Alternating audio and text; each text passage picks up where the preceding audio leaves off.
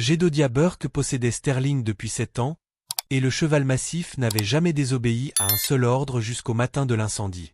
Quand Jedediah se réveilla à l'odeur de fumée et courut dehors, il s'attendait à trouver Sterling dans le corral où il l'avait laissé la veille au soir. Au lieu de cela, le cheval était déjà attelé au vieux chariot de provisions, le tirant vers le sentier de montagne d'un pas régulier et déterminé. Le plus étrange n'était pas que Sterling se soit attelé lui-même au chariot. C'était que le chariot était chargé de quelque chose d'assez lourd pour faire forcer le cheval géant contre les courroies de cuir. Ses puissants muscles travaillaient plus fort que Jedediah n'en avait jamais vu. Quelque chose se trouvait sous cette bâche. Quelque chose que Sterling semblait savoir qu'il fallait protéger. Jedediah appela, mais Sterling ne s'arrêta pas. Le cheval ne l'avait jamais ignoré auparavant, pas une seule fois. Mais maintenant, l'animal avançait, comme s'il suivait les ordres de quelqu'un d'autre, quelqu'un qui n'était pas là. Le feu se propageait rapidement derrière eux, consumant la grange et atteignant la maison. Jedediah aurait dû combattre les flammes, sauver ce qu'il pouvait.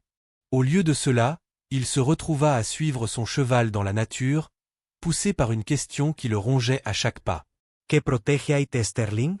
Et comment le cheval savait-il exactement où le porter? Le sentier de montagne avait été abandonné pour une bonne raison.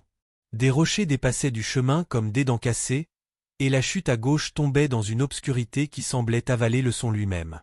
Jedediah avait mis en garde les voyageurs contre cette route pendant des années. Pourtant, Sterling la naviguait comme s'il l'avait parcourue 100 fois auparavant. Le cheval massif avançait avec une précision prudente, chaque pas délibéré malgré le poids qu'il tirait. Le chariot gémissait sous sa charge mystérieuse, mais Sterling ne faiblissait jamais. Sa respiration était laborieuse mais régulière, la vapeur s'élevant de son pelage dans l'air frais de la montagne. Quoi qu'il le poussât en avant était plus fort que l'épuisement. Jedediah suivait à pied, ses bottes glissant sur le gravier meuble. Il avait encore essayé d'appeler Sterling par son nom, avait essayé de siffler la note aiguë qui ramenait toujours le cheval à l'attention. Rien n'avait fonctionné. Les oreilles de Sterling tressautaient occasionnellement, accusant les sons, mais son pas ne changeait jamais. Le cheval avait une destination en tête, et rien ne le détournerait de l'atteindre. La toile recouvrant le contenu du chariot était attachée avec une corde que Jedediah ne reconnaissait pas. Une lourde corde de chanvre, plus neuve que tout ce qu'il possédait, nouée selon un schéma qu'il n'avait jamais vu auparavant. Quand Sterling avait-il appris à faire des nœuds? Quand le cheval avait-il appris à s'atteler à un chariot? Les questions se multipliaient à chaque pas, aucune n'ayant de sens. La fumée s'élevait encore derrière eux, une colonne sombre contre le ciel du matin. La maison de Jedediah était peut-être déjà partie, réduite en cendres et en souvenirs. Le travail de sa vie disparaissant pendant qu'il chassait son cheval sur un terrain dangereux pour des raisons qu'il ne comprenait pas. Mais quelque chose dans la détermination de Sterling le maintenait en mouvement. Le cheval savait quelque chose que Jedediah ignorait, et cette connaissance les poussait tous deux vers une réponse qui semblait à la fois urgente et impossible. Le sentier tournait brusquement devant, disparaissant derrière un rocher massif.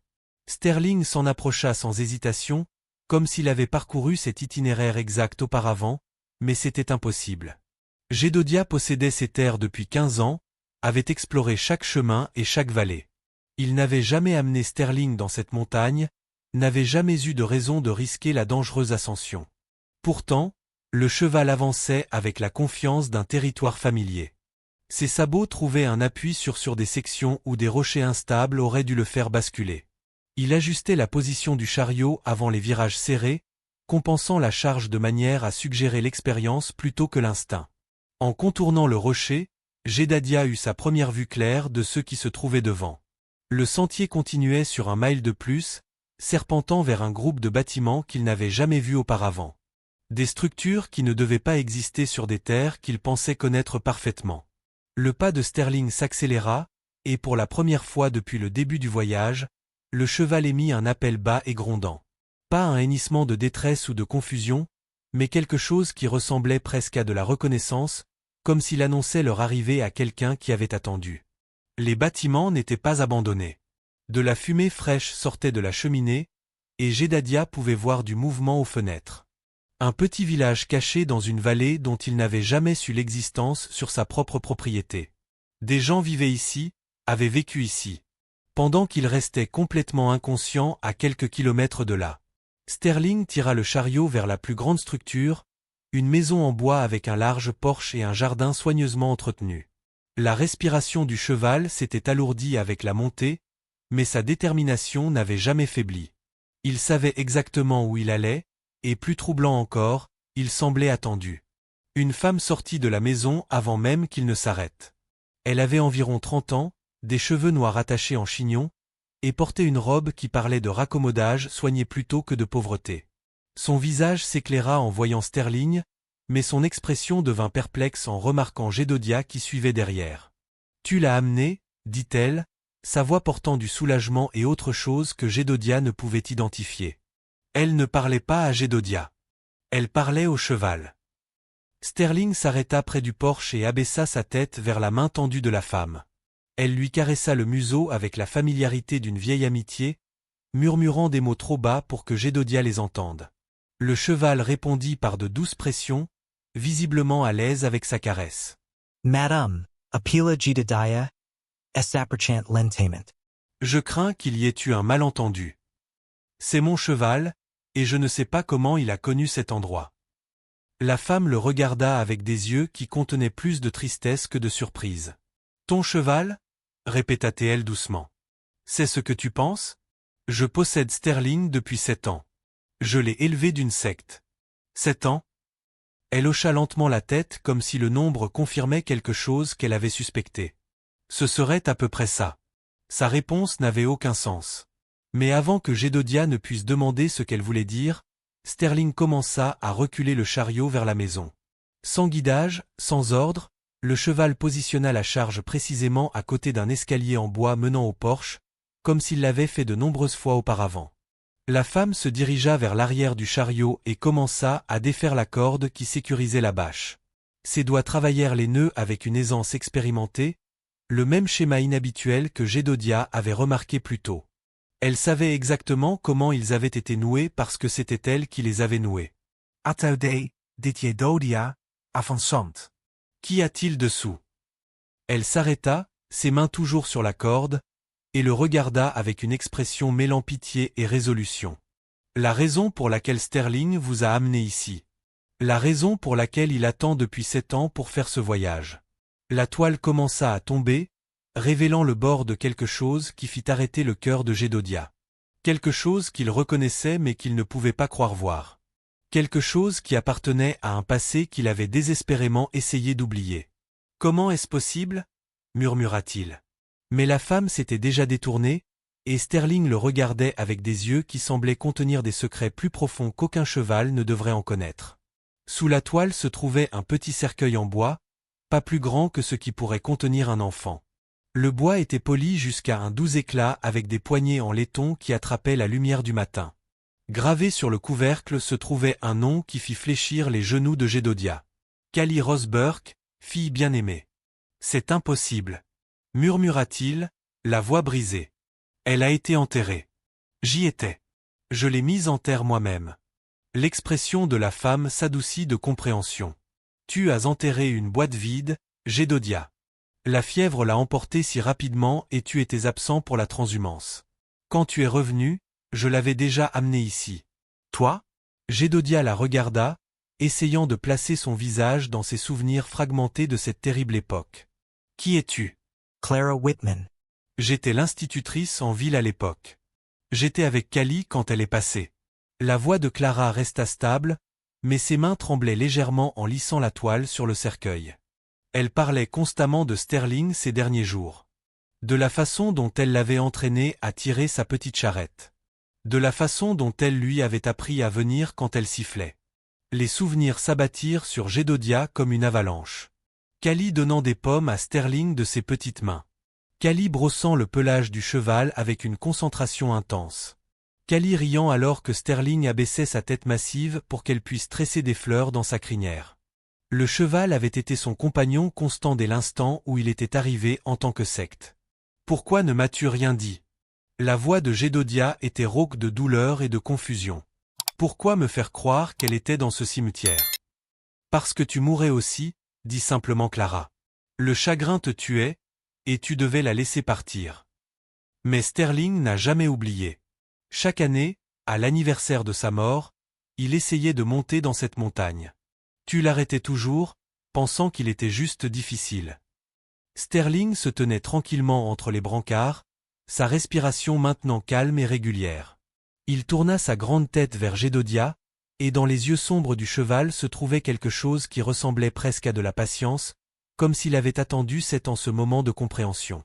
« Elle m'a demandé de l'amener ici avant de mourir », continua Clara. « Dans cette vallée où elle aimait jouer quand ta femme rendait visite à sa sœur. Elle disait que les fleurs y étaient les plus belles qu'elle ait jamais vues, et qu'elle voulait dormir où Sterling pourrait lui rendre visite. » Gédodia regarda autour de la vallée avec de nouveaux yeux. Les jardins soigneusement entretenus, le village paisible, les fleurs qui fleurissaient en abondance le long du ruisseau. Ce n'était pas une communauté cachée d'étrangers.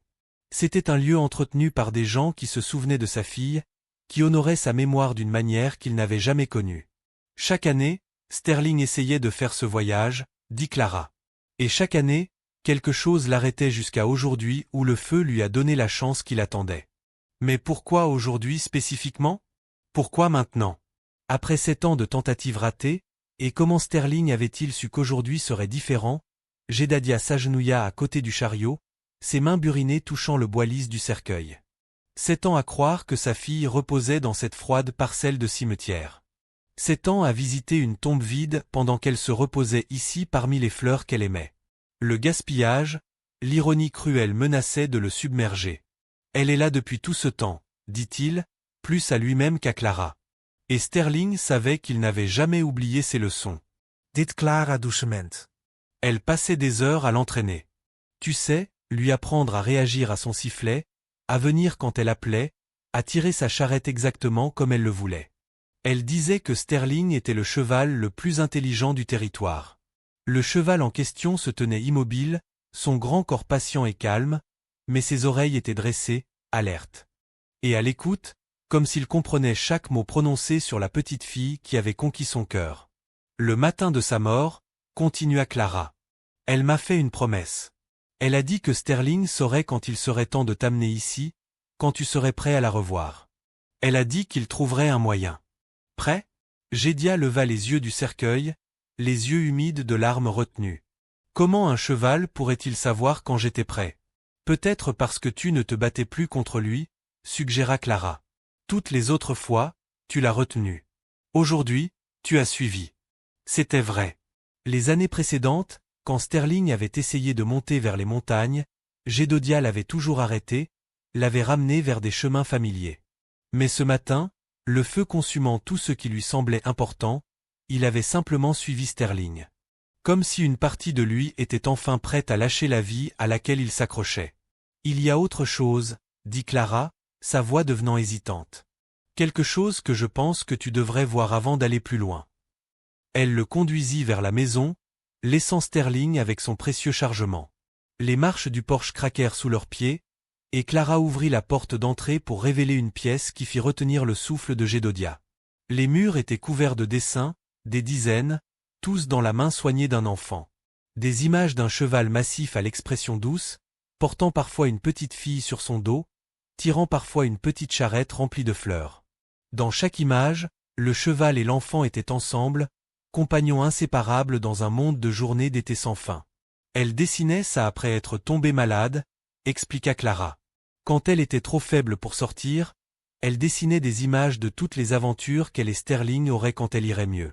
Mais au bout de la pièce, était accroché un tableau d'un autre genre.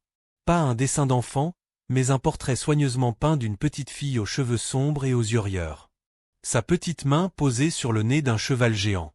Sous le portrait, dans une écriture soignée, se trouvaient des mots qui firent s'arrêter le cœur de Gédodia. Callie Burke, apprenant toujours à Sterling à être courageux. L'inscription sous le portrait se brouilla alors que les larmes finissaient par couler. 7 ans de chagrin refoulé se libérant d'un coup. Gédodia tendit la main pour toucher l'image peinte de sa fille. Se souvenant de la façon dont elle avait toujours insisté pour que Sterling comprenne chaque mot qu'elle lui disait. L'apprenant toujours à être courageux, répéta-t-il, la voix étranglée par l'émotion. Qu'est-ce qu'elle voulait dire par là? Clara se plaça à côté de lui, ses propres yeux reflétant la douleur des vieux souvenirs. Elle savait que Sterling avait peur du sentier de montagne. Tous les chevaux sont nerveux là-haut avec les corniches étroites et les rochers instables, mais Callie le guidait ici à pied, un peu à la fois, lui apprenant qu'il pouvait faire confiance au chemin. Elle l'Y quand elle était vivante. Toutes les quelques semaines, quand elle se sentait assez forte. Cette vallée appartenait à sa tante Margaret, ma sœur. Callie aimait y venir à cause des fleurs sauvages dans le ruisseau. Elle passait des heures à cueillir des bouquets pendant que Sterling broutait à proximité. La voix de Clara s'adoucit. Elle disait que c'était là qu'elle se sentait le plus proche de sa mère. Jedediah ferma les yeux, se souvenant de sa femme Sarah, et de la façon dont elle était morte en donnant naissance à Callie. Il avait été tellement consumé par le chagrin de la perte de Sarah qu'il avait parfois du mal à la voir dans le visage de leur fille. Mais Callie avait trouvé sa propre façon de se sentir connectée à la mère qu'elle n'avait jamais connue. Après la mort de Sarah, tu as arrêté de venir nous voir, continua Clara. Margaret comprenait, mais Callie demandait toujours pourquoi tu ne l'amenais plus ici. Alors j'ai commencé à l'amener moi-même les week-ends où tu travaillais au bétail. La culpabilité le frappa comme un coup physique. Pendant qu'il était plongé dans le travail, essayant d'échapper à sa douleur, sa fille faisait ses propres pèlerinages dans ce lieu de paix. Et Sterling avait été son fidèle compagnon dans chaque voyage, apprenant le sentier dangereux par répétition et confiance. Elle m'a fait promettre, dit Clara, que si quelque chose lui arrivait, je l'amènerais ici pour se reposer. Elle a dit que Sterling n'oublierait jamais le chemin et qu'un jour il t'amènerait te rendre visite. Dehors, il pouvait entendre Sterling s'agiter, les courroies de cuir craquaient alors qu'il déplaçait son poids. Le cheval massif avait porté son fardeau sur un terrain dangereux, accomplissant la promesse faite par un enfant mourant à un animal en deuil qui ne pouvait pas comprendre la mort, mais n'oubliait jamais l'amour. Elle l'a entraîné pour ça. Réalisa Jedediah, tous ses voyages, toutes ses leçons sur le courage sur le sentier de montagne. Elle le préparait à faire ce voyage seul. Pas seul, corrigea doucement Clara. Elle le préparait à te ramener à la maison. Par la fenêtre, Jedediah pouvait voir Sterling debout près du chariot. Sa grande tête tournée vers la maison comme s'il pouvait sentir la conversation qui avait lieu à l'intérieur. Le cheval avait attendu 7 ans pour avoir le courage de terminer sa dernière leçon de la petite fille qu'il avait aimée plus que tout au monde.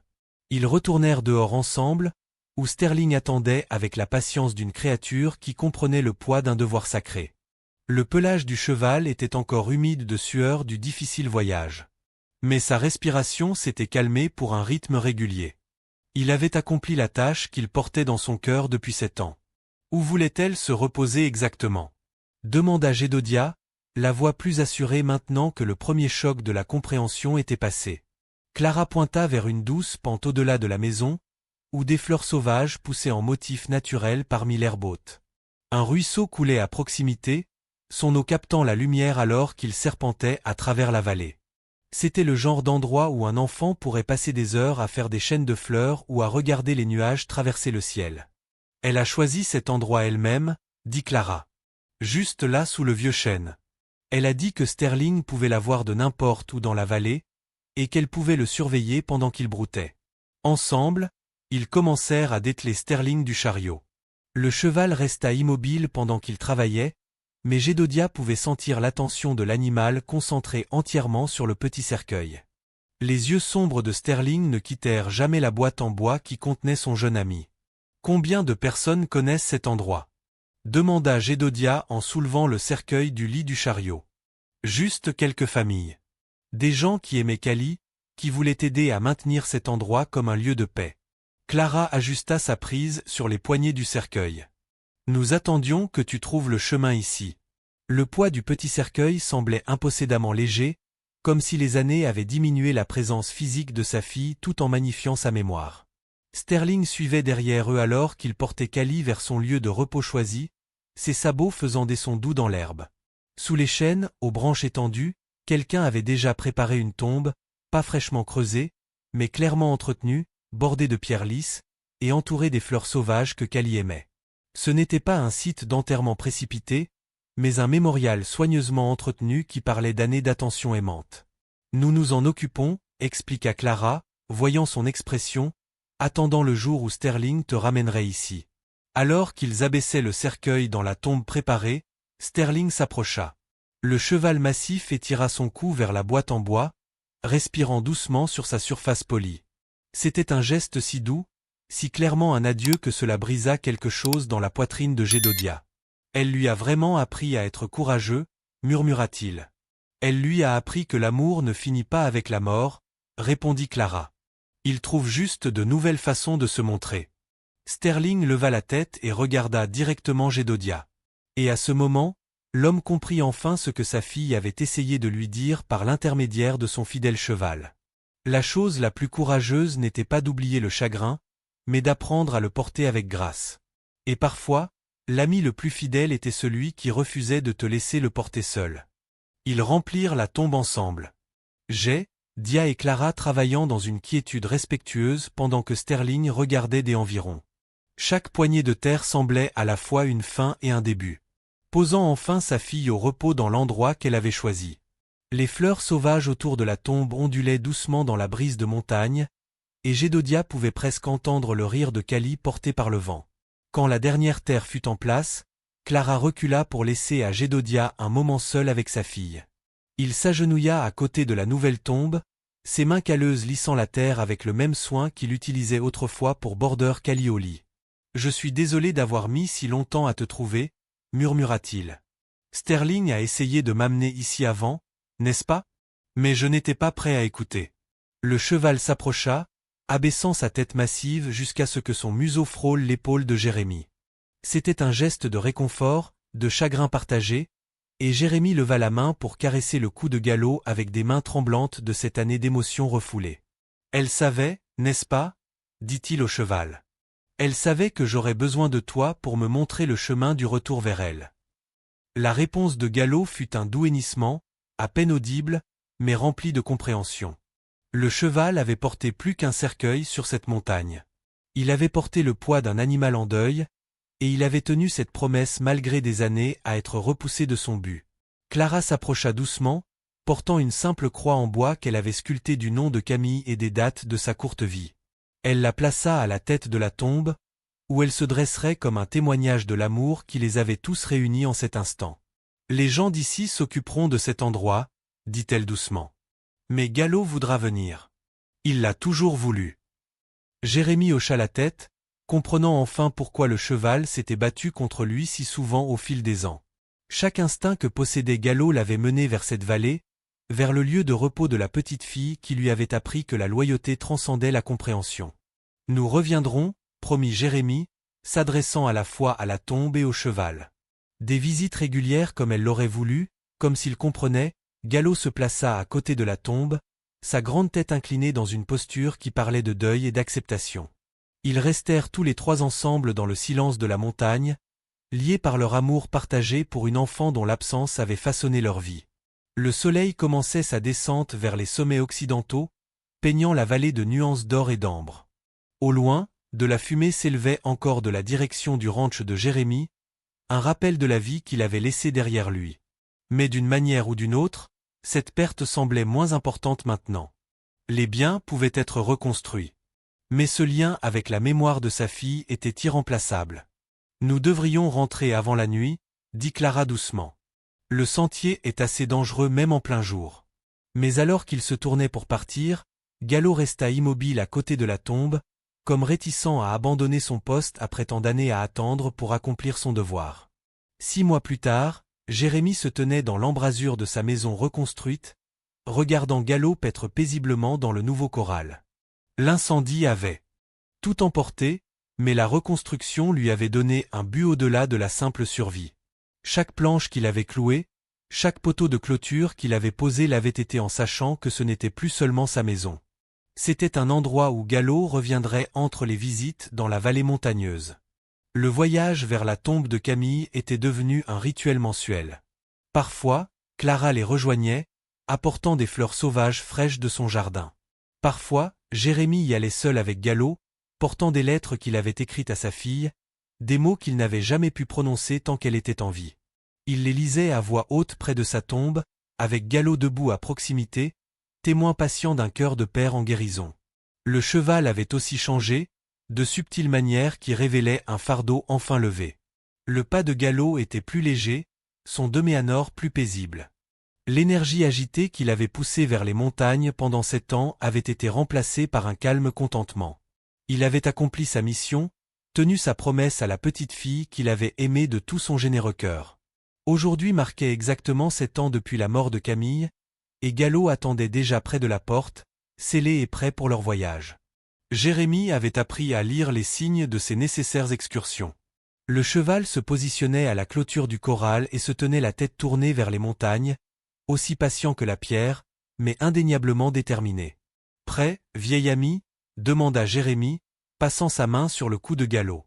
Le cheval répondit par une douce poussée, le même geste d'affection que Camille lui avait appris des années auparavant. Ils partirent à travers le ranch reconstruit, passant devant la nouvelle grange et le potager soigneusement entretenu que Clara l'avait aidé à planifier. La vie avait repris racine en cet endroit, mais elle était différente maintenant, tempérée par la perte et renforcée par la compréhension. Le sentier de montagne qui avait autrefois semblé traître se sentait maintenant familier sous les sabots de Gallo. Le cheval naviguait chaque virage et chaque corniche avec une confiance née de la répétition, portant Jérémie en toute sécurité vers la vallée, où leur chagrin partagé s'était transformé en un but commun. Lorsqu'ils atteignirent la tombe de Camille, Jérémie fut surpris de trouver des fleurs fraîches déjà posées à côté de la croix en bois. Des fleurs sauvages arrangées selon le schéma soigné que Camille avait toujours préféré, liées par un ruban qui flottait dans la brise de montagne. « Quelqu'un est venu, » dit-il à Gallo. Mais le cheval ne montra aucune surprise. Peut-être Clara avait-elle fait une visite anticipée. Ou peut-être l'une des autres familles qui se souvenaient de Camille était-elle venue rendre hommage. Jérémie s'agenouilla près de la tombe et sortit sa dernière lettre, remplie de nouvelles du ranch et d'histoires sur les aventures quotidiennes de Gallo. Pendant qu'il lisait, le cheval broutait à proximité, comptant cet endroit où l'amour leur avait enseigné à tous deux que certains liens transcendent la mort, et que certaines promesses valent la peine d'être tenues, peu importe le temps qu'il faut pour les accomplir. Lorsque le soleil commença à se coucher, ils rentrèrent chez eux ensemble. Deux vieux amis qui avaient enfin appris que guérir ne signifie pas oublier, mais plutôt trouver de nouvelles façons d'honorer ce qui a été perdu.